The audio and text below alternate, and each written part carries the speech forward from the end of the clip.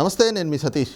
ముద్రగడ పద్మనాభం కాపు నేతగా చెప్పుకుంటూ కాపుల అభ్యున్నతి కోసం ఎంతగానో పోరాడుతున్నానని చెప్పి తనని తాను ప్రాజెక్ట్ చేసుకునేటువంటి వ్యక్తి ఈ రోజున ఆయన ముసుగు అయితే కనుక తొలగించాడు. ఇక వైఎస్ఆర్ కాంగ్రెస్ పార్టీలో చేరబోతున్నారు. దీనికి సంబంధించి ముహూర్తం కూడా ఫిక్స్ చేసుకున్నానని ఈ నెల 14వ తారీఖున భారీ ర్యాలీగా జగన్మోహన్ రెడ్డి సమక్షంలో చేరేందుకు తను ప్రదేశం ఏదైతే తాను నివసిస్తున్నటువంటి ప్రాంతం నుంచి తాడేపల్లిలోనా లేదా జగన్మోహన్ రెడ్డి ఎక్కడ అపాయింట్మెంట్ ఇస్తే అక్కడికి భారీ ర్యాలీగా వెళ్ళి ఆ రోజున సాయంత్రం 4 గంటల నుంచి 6 గంటల సమయం మధ్యలో తాను పార్టీ కండువా కప్పుకోబోతున్నాను అంటూ ఒక మీడియా సమావేశాన్ని పెట్టారు. ఇప్పుడు ప్రస్తుతం దానిపైన ఏపీ రాజకీయ వర్గాల్లో కూడా ఒక విస్తృతమైనటువంటి చర్చ జరుగుతోంది. ముద్రగడ పద్మనాభం కేవలం ఒక రాజకీయ కుట్ర కోణంతో, అంటే జగన్మోహన్ రెడ్డి చేసేటువంటి కుట్రలో భాగంగానే ఆ రోజున వచ్చి చేరుతా ఉన్నారు అనేటువంటి కొన్ని విమర్శలు కూడా వస్తూ ఉన్నాయి. మరి నిజంగా ముద్రగడ పద్మనాభం రాజకీయ పార్టీలో చేరడం, దాని వెనకాతలు ఉన్నటువంటి కుట్ర ఏమిటి, అంటే వైసీపీలో చేరడం, ఆ రోజు ఆ సమయం అనేటువంటి ముహూర్తం వెనకాతలు ఉన్నటువంటి కుట్ర ఏమిటి అనేటువంటి అంశం మనతో విశ్లేషించేందుకు సీనియర్ జర్నలిస్ట్ సత్యమూర్తి గారు ఉన్నారు. సార్ నమస్తే. నమస్కారం అండి. సార్, సహజంగా ఎవరైనా కూడా రాజకీయాల్లో ఉన్నటువంటి వాళ్ళ సెంటిమెంట్స్ని కొంచెం ఎక్కువగానే ఫాలో అవుతూ ఉంటారు, అది చూస్తూ ఉంటాం. అందుకే వాళ్ళు ఏదైనా పార్టీల్లో చేరేటప్పుడు ముహూర్తం ఫిక్స్ చేసుకోవడం, ఫలానా మంచి రోజు ఆ సమయంలో ఇది చేద్దామని.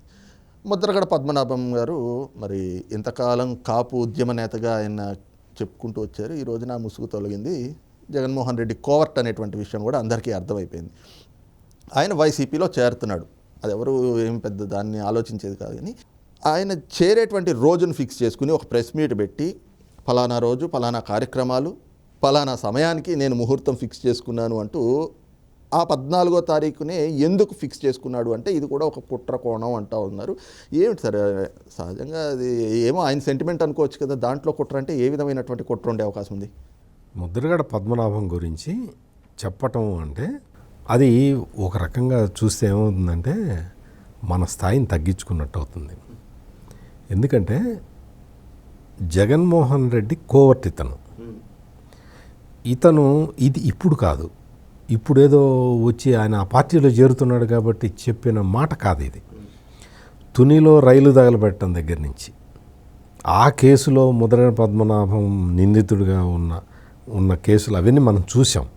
కాపుల పేరు చెప్పి, కాపు ఉద్యమం పేరు చెప్పి, కాపు యువకులని రెచ్చగొట్టి వాళ్ళని రాజకీయంగా తెలుగుదేశం పార్టీకి దూరం చేసి వాళ్ళని రాజకీయంగా వైఎస్ఆర్ కాంగ్రెస్ పార్టీకి దగ్గర చేయటానికి ముద్రగడ పద్మనాభం గత 10 సంవత్సరాల నుంచి ఇదే పని చేస్తూ ఉన్నాడు.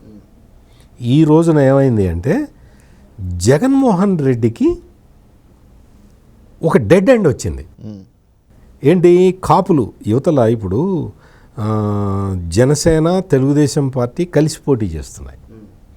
ఈ 2 పార్టీలు కలిసి పోటీ చేయటము, జగన్మోహన్ రెడ్డి ప్రభుత్వం మీద భయంకరమైన వ్యతిరేకత ఉండటం, ఈ అంశాలతోటి జగన్మోహన్ రెడ్డి ఏం చెప్పాడు అంటే, అయ్యా ముద్రగడ, ఇంకా నీ డ్రామాలన్నీ ఆపేసేయి, డైరెక్ట్గా వచ్చి నా పార్టీలో చేరు, ఎందుకంటే ఇంకా ఇప్పుడు నువ్వు డ్రామా ఆడినా లాభం లేదు, కాపులు నా వైపు రావాలి అంటే నువ్వు నా వైపు ఫస్ట్ వచ్చేసేయి, ఇంక ఈ డ్రామాకి ఫుల్ స్టాప్ పెట్టేద్దాము, ముసుగు తీసేద్దాం అని చెప్పి జగన్మోహన్ రెడ్డి ఇచ్చిన ఒక ఐడియాతోటే ముద్రగడ పద్మనాభం ముందరకు వచ్చేసాడు.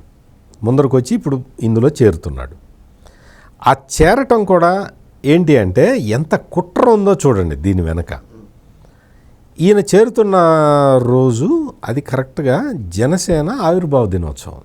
ఓకే, జనసేన ఆవిర్భావ దినోత్సవం ఖచ్చితంగా పవన్ కళ్యాణ్ వస్తాడు. పవన్ కళ్యాణ్ ఒక మెసేజ్ ఇస్తాడు, రాష్ట్రంలో జరగబోతున్నది ఏంటి అనేది స్పష్టంగా ప్రజలకి కళ్ళకు కట్టినట్టుగా ఇప్పటికే కనపడుతున్నది.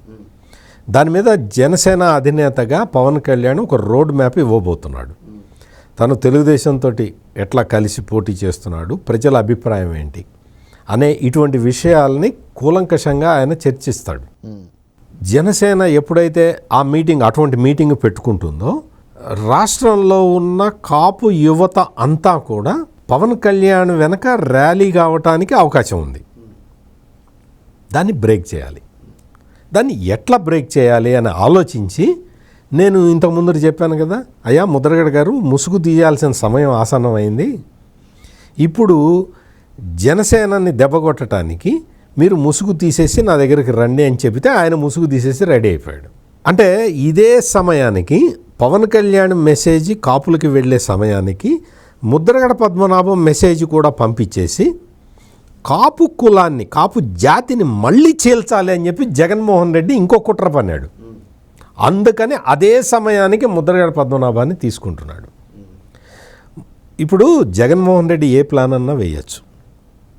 కాపు జాతి కోసం పనిచేస్తున్నాను అని ఇంతకాలం చెప్పుకొని, ఇంతకాలం నువ్వు కాపు జాతి మేలు కోసమే, అసలు కాపు జాతి మేలు కోసం పుట్టిన అవతార పురుషుణ్ణి అని చెప్పుకున్న నువ్వు ఈ పని చేయొచ్చా? అదే అంటే జనసేన ఆవిర్భావం రోజున నువ్వు ఈ పని చేయొచ్చా? జగన్మోహన్ రెడ్డి కుట్రకి నువ్వెట్లా వంత పాడుతున్నావు? డైవర్షన్ పాలిటిక్స్ లాగా. Diversion politics. మనం జగన్మోహన్ రెడ్డిని డైవర్షన్ పాలిటిక్స్లో ఎక్స్పర్ట్. అటువంటి ఎక్స్పర్ట్ ముద్రగడ పద్మనాభాన్ని ఈసారి వాడుకుంటున్నాడు. నువ్వు ఈ క్రమంలో కాపు జాతికి పర్మనెంట్గా ద్రోహం చేయడానికి సిద్ధమైపోయాడు ముద్రగడ పద్మనాభం. ఈ జనసేన ఆవిర్భావ దినోత్సవం సందర్భంగా పవన్ కళ్యాణ్ ఇచ్చే మెసేజ్ కాపులకి చేరకుండా కాపుల్లో ఒక డివిజన్ వచ్చే విధంగా ముద్రగడ పద్మనాభం ఈ ప్లాన్ చేశాడు. అంటే జగన్ ప్లాన్ చేస్తే దానికి ఈయన ఎగ్జిక్యూట్ చేస్తూ ఉన్నాడు. కాపు జాతి సంక్షేమం కోసం పాటుపడుతున్నానని చెప్పిన ముద్రగడ పద్మనాభం ఆ మధ్య కొంచెం నోరు జారి ఒక మాట చెప్పాడు. కాకినాడ ఎమ్మెల్యే దూరంపూడి చంద్రశేఖర్ రెడ్డి మాకు ఉప్మా పెట్టాడండి అయ్యా, మాకు చాలా మేలు చేశాడయ్యా, మాకు లారీలు ఇచ్చాడయ్యా, అదయ్యా ఇదయ్యా అని చెప్పి టంగ్ స్లిప్ అయ్యాడు. అంటే ఏంటి, అప్పటి నుంచి కూడా ఆ రోజు నుంచి కూడా జగన్మోహన్ రెడ్డికి తొత్తుగానే బతుకుతున్నాడు ముద్రగడ పద్మనాభం. జగన్మోహన్ రెడ్డి ఆడమన్న నాటకాలన్నీ ఆడుతున్నాడు. నేను ఎందుకు చెప్తున్నానంటే కాపు యూత్ కూడా మొత్తం, అసలు కాపు యూత్ అనే కాదు, కాపు జాతి మొత్తం కూడా ఆలోచించాల్సిన సమయం ఆసన్నమైంది. ఎందుకు అంటే ఈబీసీ రిజర్వేషన్లలో తీసి 10% ఇస్తే కేంద్ర ప్రభుత్వం, అందులో 5% కాపులకి ఇస్తాను అని చంద్రబాబు నాయుడు చెబితే జగన్మోహన్ రెడ్డి నేను 1% కూడా ఇవ్వను అని చెప్పాడు కాపులకి. అటువంటి జగన్మోహన్ రెడ్డిని సపోర్ట్ చేస్తున్నాడు ముద్రగడ పద్మనాభం. ఇది మెయిన్ ఇష్యూ. ఇది కాపులకి రిజర్వేషన్ ఇచ్చేవాడు నీకు శత్రువా? కాపులకి నేను రిజర్వేషన్ ఇవ్వను అన్నవాడు నీకు మిత్రువా? చెప్పు ముద్రగడ పద్మనాభం, నువ్వు సమాధానం చెప్పాలి. కాపు జాతికి నువ్వు సమాధానం చెప్పాలి.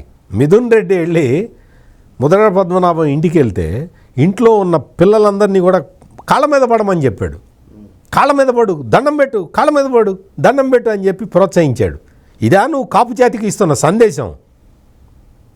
ఒక రెడ్డికి ఊడిగం చేయమని చెప్తున్నావా నువ్వు? జగన్మోహన్ రెడ్డి బయటకు వచ్చి ఏం చెప్తాడు? పవన్ కళ్యాణ్ని ప్యాకేజ్ ఇస్తారు అంటాడు.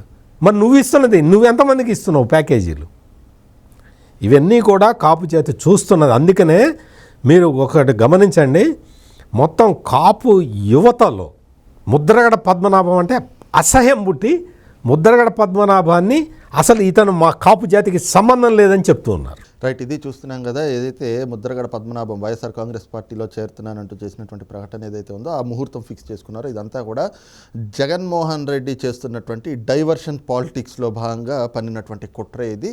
కానీ ఈ రోజున కాపు సమాజం ఏదైతే తనని తాను కాపు ఉద్యమ నేతగా, కాపుల అభ్యున్నతి కోసం పాటుపడుతున్న, పోరాడుతున్న వీరుడిగా తనని తను ప్రొజెక్ట్ చేసుకుంటున్నటువంటి ముద్రగడ పద్మనాభం ముసుగు తొలగిపోయింది. ఈ రోజున కాపు సామాజిక వర్గం మొత్తం కూడా, కాపు జాతి మొత్తం కూడా ముద్రగడని అసహ్యించుకునేటువంటి పరిస్థితులకు ఆయన దిగజారిపోయాడు. కాబట్టి ఆయన వేసేటువంటి ట్రాప్లో ఎక్కడ కాపు జాతి అనేటువంటి పరిస్థితి లేదు అన్నటువంటి భావన కూడా సీనియర్ జర్నలిస్ట్ సత్యమూర్తి గారు వ్యక్తం చేస్తూ ఉన్నారు.